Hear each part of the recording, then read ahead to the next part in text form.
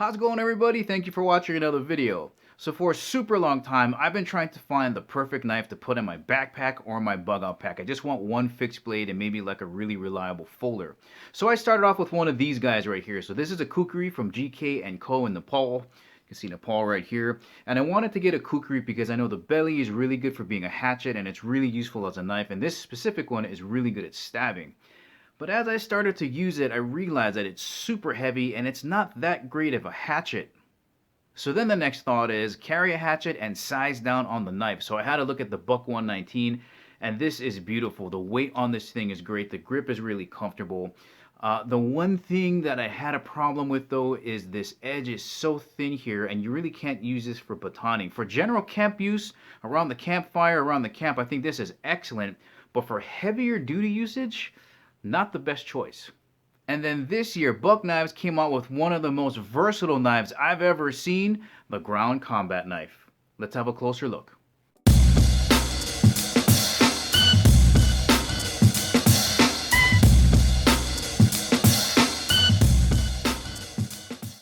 Remember guys, if you want to purchase any of the Buck Knives mentioned in this video, make sure you check the links in the description below.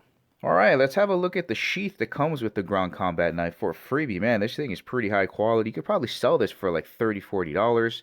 The plastic portion right here is reversible, right? So it'll fit this way or the other way. And it also fits the tanto blade as well. So if you have a couple of them and you want to exchange them, you can. And you got these two tension screws to tighten it down. But I got to tell you, the retention, that's not going anywhere. Alright, having a closer look at the stitching here on the nylon portion. It looks pretty decent. Looks like it's going to last for quite a while depending on how much you use it. You can see on the back side just tons of different ways you can attach it to whatever you need it to. You got some paracord here on the bottom for a leg lash. Some on top here to keep the handle from bouncing around.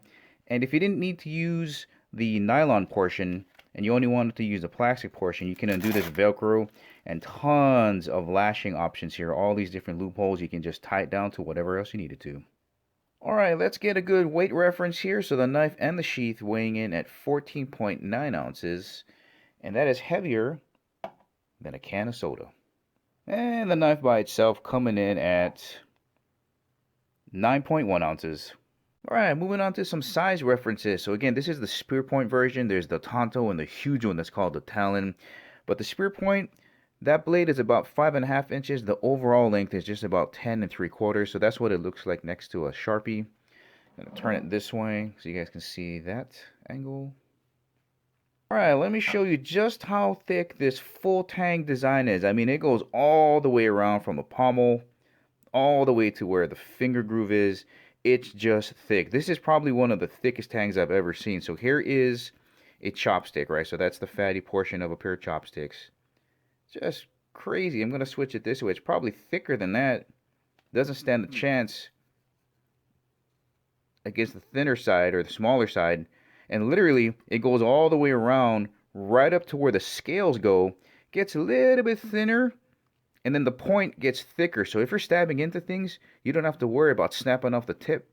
Alright, so what we got here is a modified spear point blade. We got a nice little swedge cut out here.